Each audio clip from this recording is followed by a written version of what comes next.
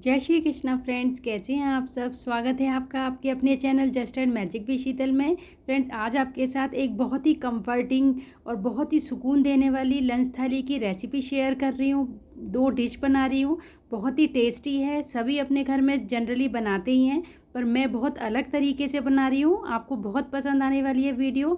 अब रोज़ाना वाली दाल सब्जी को छुट्टी दें और इस तरीके से बनाकर देखें, बहुत पसंद आएगी आपको। तो चलिए रेसिपी देख लेते हैं। इसके लिए मैंने 1/4 कप यानी 3 टेबल स्पून के करीब तुअर की दाल ली है, अरहर की दाल भी बोलते हैं इसे।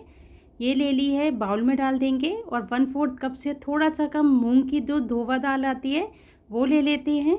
इस कॉम्बिनेशन से हम आज दाल बनाएंगे। मूंग की दाल को देखकर आप नागमू बिल्कुल ना बनाएं, ये बहुत ही बढ़िया बनेगी। बहुत नए तरीके से बनाऊंगी, स्वाद में भी अलग होगी। दालों को अच्छे से वॉश कर लिया है, धो लिया है अच्छे से। अब इसमें थोड़ा सा पानी डाल के इसको कम से कम 2 घंटे आप भिगोने के लिए रख दें। और दाल के तड़के के लिए ये मैंने 4 प्याज ले ली है, 4 लहसुन की कली है और 1 हरी मिर्च ले ली है। प्याज को पतली स्लाइसेस में और लहसुन और हरी मिर्च को बारीक काट लेंगे। और इतनी प्याज देख के आप डरें नहीं, पूरी रेसिपी देखें। इस प्याज को हम बहुत ही अलग तरीके से दाल में यूज़ करेंगे। दाल में इसी का ही असली टेस्ट है, इसी से बहुत डिफरेंट फ्लेवर आएगा। एक कढ़ाई में तेल को गरम कर लिया है और उसमें सभी प्याज के स्लाइसेस को डाल देते हैं। अब इससे हम बिरिस्टा तैयार करेंगे, जो जनरली बिरयानी वगैरह में डाला जाता है। आज उसे हम दाल में डालेंगे और आप देखिएगा टेस्ट बहुत ही बढ़िया आएगा। बिरिस्टा को बनाते समय कुछ बातों का खास ध्यान रखना पड़ता है कि आपको 1 मिनट के लिए भी इसे छोड़ना नहीं है, कंटिन्यू इसे चलाते रहना है, जिससे ये एक साथ सभी तरफ से बराबर से सेके। गैस का फ्लेम मीडियम रखना है आपको इस टाइम। और बढ़िया से देखिए मैंने इसको सेक कर तैयार कर लिया है। ये मैंने शॉर्ट करके आपको दिखाया है। इसको बनाने में मुझे कम से कम 7 मिनट लगे हैं। प्याज एकदम कैरेमल हो गई है, बढ़िया सा बिरिस्टा हमारा बन के तैयार हुआ है। अब इसे किसी न्यूज़पेपर या टिश्यू पेपर पे निकाल देते हैं ताकि एक्सेस ऑयल निकल जाए। और कलर इसका अभी रखने के बाद थोड़ा डार्क होगा और जितना भी ये एक्सेस ऑयल है वो सब टिश्यू पेपर पे अब्जॉर्ब हो जाएगा। आप चाहें तो इसे एयर फ्रायर में भी बना सकते हैं, ऑयली नहीं खाना चाहते तो। और अब जो दाल हमने भिगा के रखी थी वो फूल गई है अच्छे से, देखिए कितनी बढ़िया से फूली है। और आप ये मेज़रमेंट देख लें कि जितनी ये भीगी हुई दाल है, यानी 1 बाउल से थोड़ी सी कम है ये दाल, तो दाल में पानी हम इसी बाउल से डालेंगे। और देखिए जितनी दाल थी उतना ही हमने पानी ले लिया है, उतना ही खाली रखा है मैंने, देखिए बाउल को। अब मैं जो एक्स्ट्रा पानी है वो डाल रही हूँ। तो देखिए थोड़ा सा पानी मैंने, जितना ये बाउल खाली था उतना ही मैंने पानी और ले लिया है। इसका मतलब है कि एक पूरा बाउल भर के इसमें पानी जाएगा। अब इसमें 1/2 टी स्पून नमक, 1/2 टी स्पून हल्दी पाउडर, 1 तेज़पात का पत्ता जो बे लीफ होती है वो डाल देते हैं, 1 बड़ी इलायची डाल रही हूँ। और 1/2 टी स्पून कोई भी कुकिंग ऑयल या घी डाल दें इसमें। अब कुकर को गैस पर चढ़ा देते हैं और 2-3 विसिल आने तक इसे लो फ्लेम पर पका लेते हैं। बढ़िया दाल बनकर तैयार होगी, सही मेज़रमेंट के साथ बनाएंगे तो। इसके साथ आज मैं बहुत ही सिंपल और बहुत ही कम मसालों से तैयार बैगन का चोखा, काफ़ी जगह इसे बैगन भाजा भी कहते हैं और मैं इसे मैरिनेटेड बैगन भी कह देती हूँ। तो किसी भी नाम से बुलाएं, पर सब्ज़ी बहुत ही बढ़िया बनकर तैयार होगी और बहुत ही कम मेहनत में बनेगी। और आज इसे मैं 2 तरह से सर्व करूँगी, दही के साथ भी इसे सर्व करूँगी, बहुत ही कंफर्टिंग लगेगी। रेसिपी पूरी देखिएगा स्किप किए बिना। अब इसको मैरिनेट करने के लिए एक बाउल में 3 टेबल स्पून सरसों का तेल डाल दिया है, 1 टीस्पून सूखा धनिया, 1/2 टी स्पून हल्दी डाल दी है, 1/2 टी स्पून कश्मीरी लाल मिर्च पाउडर डाल रही हूँ मैं, तीखी वाली भी डाल सकते हैं आप। 1/2 टी स्पून नमक डाल देते हैं इसमें। मसाले आप अपने टेस्ट के अकॉर्डिंग कम ज़्यादा कर सकते हैं। और आधा नींबू का रस इसमें डाल देती हूँ, इसकी जगह आप अमचूर पाउडर भी यूज़ कर सकते हैं। थोड़ा हरा धनिया और 2 चुटकी हींग डाल देते हैं। सभी मसालों को अच्छे से मिक्स कर देते हैं। और अगर आपको ये मिक्स थोड़ा गाढ़ा लगता है तो इसमें आप तेल और डाल सकते हैं या हल्के से पानी के छींटे भी डाल सकते हैं। और बैगन की स्लाइसेस में मसाला अच्छे से कोट हो जाए उसके लिए मैं देखिए इस तरीके से इसको कट कर रही हूँ, ताकि मसाला अंदर तक जाए और ये फीके फीके ना लगे। और सभी बैगनों को इस तरीके से कट करके मैरिनेशन में कोट कर देते हैं।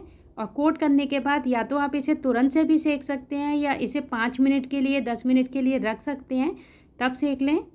जब भी रेगुलर वाले बैगन आलू या भरवा बैगन बना बना के बोर हो जाएं तो इस तरीके से बनाकर देखिएगा, बहुत ही टेस्टी लगती है ये। सभी स्लाइसेस को अच्छे से कोट कर दिया है। अब इसे मैं 10 मिनट के लिए रख देती हूँ। तब तक मैं बाकी की तैयारियाँ कर लेती हूँ। तो दाल बॉईल हो गई है, 2-3 सीटी आ गई हैं और देखिए कुकर ठंडा होने के लिए रख दिया था मैंने। दाल में देखिए पानी हमने जितना डाला था उससे इतनी गाढ़ी हमारी दाल बनकर तैयार हुई है। जब भी आप दाल बॉईल करें तो इस हिसाब से पानी डाल दें। और इसके साथ खाने के लिए आज मैं प्याज का थेचा बना रही हूँ। तो इसके लिए कढ़ाई रख दिया गैस पर, 2 टेबल स्पून ऑयल डाल दिया है, हाफ़ टी स्पून जीरा डाल देते हैं और जीरा के तड़कने पर 1 टीस्पून इसमें खड़ा धनिया डाल रही हूँ मैं, साबुत धनिया। 6 कली लहसुन की डाल दी हैं, 3 हरी मिर्चें डाल दी हैं इसमें मैंने, 2 टेबल स्पून मूँगफली डाल दी हैं कच्ची वाली। अब इन सभी को अच्छे से भून लेते हैं। इतना भूनना है हमें कि मूँगफली रोस्ट हो जाए, लो फ्लेम पे आपको इसको भूनना है। हाफ़ टी स्पून नमक डाल देते हैं। जब ये थोड़ा भून जाए तब हाफ़ टी स्पून इसमें नमक डाल दें। नमक को इसमें मिक्स कर दिया है और मूंगफली अच्छे से भुन गई हैं हमारी। अब इसे ठंडा करके हम दरदरा इसका पेस्ट बना लेंगे। आप इसे खल्लड़ वगैरह में भी कूट सकते हैं, उससे भी बना सकते हैं, या फिर ग्राइंडर में पल्स मोड पे इसको चलाएं और थोड़ा दरदरा रखना है हमें इसे। अब उसी सेम कढ़ाई में हाफ़ टी स्पून राई डाल दी है, जो छोटी वाली काली राई आती है। हींग डाल दी है थोड़ी सी, और 2 मीडियम साइज़ के डाइस में कटे हुए थोड़े मोटे कटे हुए प्याज डाल दिए हैं। हाफ़ टी स्पून नमक डाल देते हैं। हाफ़ टी स्पून कश्मीरी लाल मिर्च पाउडर डाल रही हूँ मैं। 1/4 टीस्पून हल्दी डाल दी है हल्के कलर के लिए, और इसे थोड़ा सा भून लेते हैं। इसमें जो मसाला हमने ग्राइंड करके रखा था दरदरा, वो डाल देते हैं। अब इन सभी चीज़ों को अच्छे से मिक्स कर लेते हैं। बस हल्का सा इसको कच्चा ही रखना है हमें, बहुत ज़्यादा ओवर कुक नहीं करना है। बस थोड़ा सा ये मिक्स हो जाए, उसके बाद हरा धनिया से गार्निश करके इसको निकाल लेते हैं। ये तैयार है हमारा प्याज का थेचा।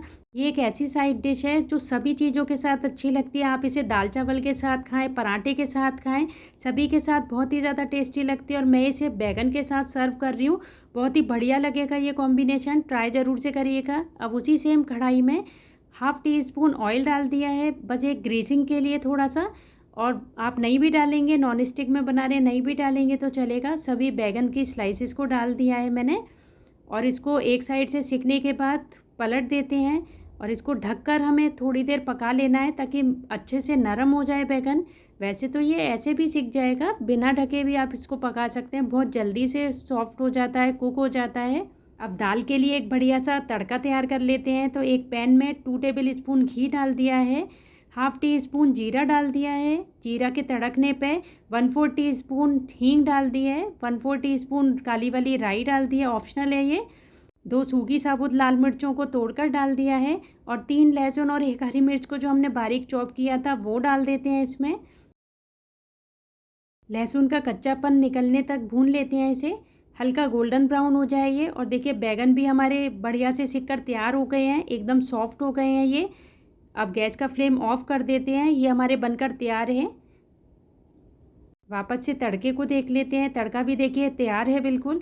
अब बढ़िया से कलर के लिए 1/4 टीस्पून यानी 1/4 चम्मच हल्दी पाउडर डाल दी है, 1/4 टीस्पून कश्मीरी लाल मिर्च पाउडर डाल दिया है, और दाल जो हमने बॉईल करके रखी थी वो डाल देते हैं इसमें।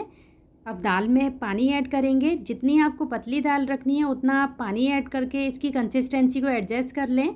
और इसमें जो हमने ब्रिस्टा बना के रखा था वो डाल देते हैं। आप तड़का तैयार करते समय भी ब्रिस्टा को डाल सकते हैं, और घी की जगह बटर यूज़ करें तो और भी अच्छा टेस्ट आएगा, बिल्कुल जैसे ढाबे पे मिलती है वैसा टेस्ट आता है इस दाल का। आधे नींबू का रस डाल दिया है, थोड़ा सा हरा धनिया डालकर अच्छे से मिक्स कर लेते हैं और एक बॉयल आने देते हैं इसमें।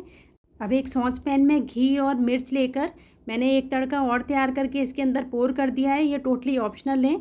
और वही ढाबे वाली एकदम स्मोकी दाल बनाने के लिए मैंने एक कोयले को गैस पर गरम कर दिया है। दाल में फॉइल रैप या कोई कटोरी रख के कोयला रख दें, उसके ऊपर थोड़ा सा घी या ऑयल डालकर और इसे अच्छे से ढक दें। थोड़ी देर ढके रहने दें, बढ़िया एकदम स्मोकी इसमें धुएं वाला फ्लेवर आ जाएगा, जैसे ढाबे पर दाल मिलती है बिल्कुल वैसा फ्लेवर आएगा। अब कोयले को निकाल दें और गर्मा गर्म दाल को सर्व कर लेते हैं। स्टीम्ड राइस के साथ खाएं, रोटी के साथ खाएं, पराठे के साथ खाएं, बहुत ही बढ़िया लगेगी। ट्राई करके देखिएगा, रेगुलर वाली दाल से थोड़ी सी अलग बनती है, बहुत ही टेस्टी लगती है। इसमें आप स्पाइसेस और भी डाल सकते हैं यदि आप थोड़ा तीखा खाते हैं।